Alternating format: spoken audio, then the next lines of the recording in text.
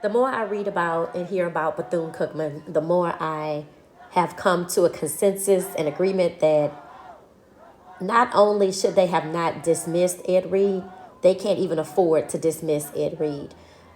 As you know, Ed Reed was appointed to the head football coach in December of 2022 and was a head coach for 25 days without a contract.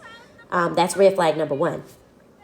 But today, the student population at Bethune-Cookman University in Daytona Beach, Florida, took to the campus not only to protest the departure of Ed Reed, he was being forced out, but also to protest the poor living conditions. There's reports of mold in helmets. You have students reporting that they're D1 university without a track. Raw food being served in the dining halls. So listen in, and if you know anybody on the board of trustees, please ask them to reach out to me. I would love to talk to anyone on the board of trustees, anyone that actually went to Bethune-Cookman in the past or is a current student. We would love to get more information. Now, let me say this. Bethune-Cookman was already lost its accreditation back in 2019 due to fiscal mismanagement and some other compliance issues, and it looks like this is about to be deja vu. I don't know if there were any protests back then by students, but two things that it seems that a school can lose its accreditation for: student life, if you're not in compliance with matters dealing with student life, as well as fiscal mismanagement. As with my previous report, whereby I reported the tuition for Morehouse University, Morehouse College, I have done some research, and it shows that Bethune-Cookman's annual tuition per student is approximately $15,000. The enrollment population is approximate to be 3,700. So let's do the math. That is $55.5 million per school year. That is a large sum of money annually, and for a four-year degree, we're talking $60,000. Therefore, I understand the frustration of the students. The students shoulder the burden, along with their parents in some cases, of the $15,000 per year. And the students should be the priority. However, it's obvious that they are not. Therefore, the protest is warranted. The question is, what can the community do to back the students, to support the students?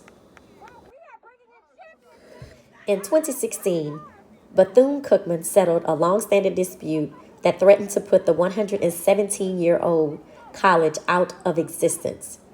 The project had cost overruns of more than $12 million. The initial cost was estimated at $4 million.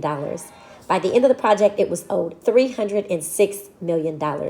Needless to say, Ed Reed and the students at Bethune-Cookman are correct. To resolve the issue, Bethune-Cookman had to take out a loan for $108 million in financing backed by the Federal Department of Education and Rice Capital. It just seems that Bethune-Cookman is consistently throwing good money after bad. Did Bethune-Cookman University's Board of Trustees and Athletic Director Reggie Theus intentionally dismiss Ed Reed to silence him in order to salvage their accreditation?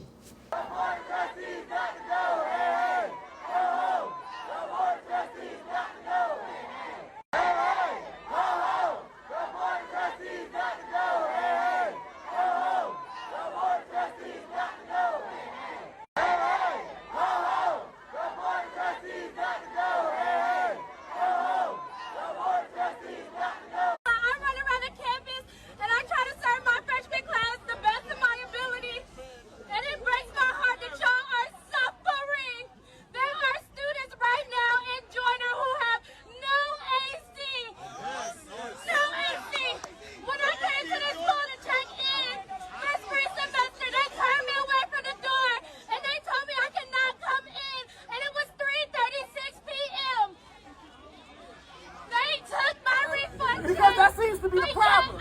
That they don't like to, address our right of speech. Right. They don't like to do none of that. We can't even speak how we want to. Right. But guess what? I will address right now in an orderly manner that they don't care about us. Because they don't. They don't show us no reason why they care about us. They leave us with this uncooked food. They don't give us no resources. Let me tell you something. Our music buildings, our buildings, any of our doors, they're totally trash.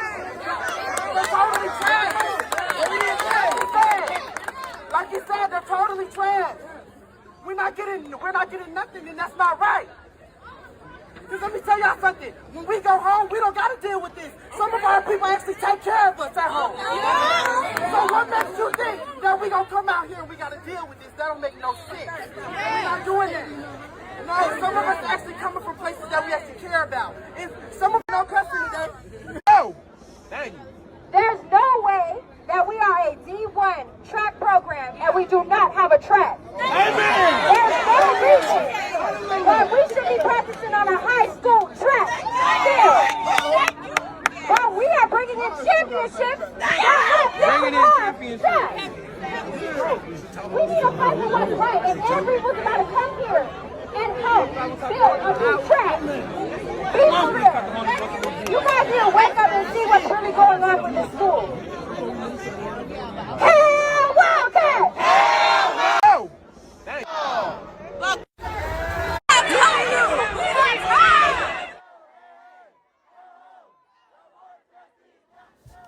Bethune-Cookman has the Wildcats 360 student experience, and the fact that it is driven by the following 10 principles: student voice and choice, individualized, strength-based, spiritual and natural supports, collaboration, unconditional care, community-based, culturally competent, team-based, and outcome-based. It doesn't appear that the 360 student experience is in effect for the Bethune-Cookman Wildcats this year. Based on the grievances shared by Ed Reed, which all seem to now be true, Bethune-Cookman seems to be trying to tread water to keep itself afloat when it comes to debt. And stacking bodies in terms of students leaves our students on the losing end of this situation. It will be interesting to see what happens next for Bethune-Cookman.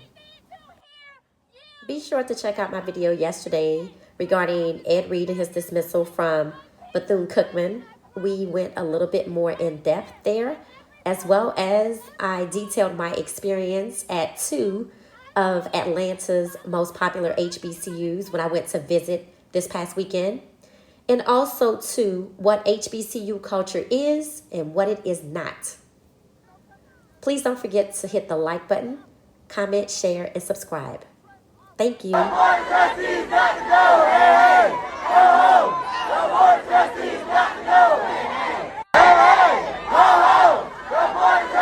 First of all, we've seen Ed in the light for a multitude of years, right? We've never seen Ed lose composure or speak out. So the fact that he did, won't we ask, what happened, Ed?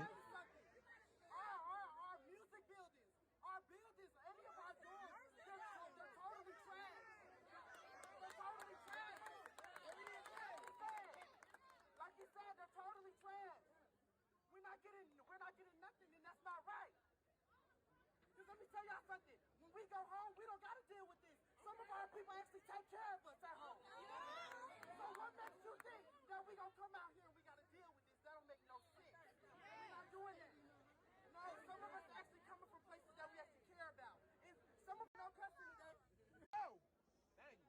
There's no way that we are a D1 track program and we do not have a track. There's no reason that we should be practicing on a high school track still. But we are bringing in championships. We need to fight for what's right, and everyone's about to come here and help build a new track. Be for real. You guys need to wake up and see what's really going on with this school.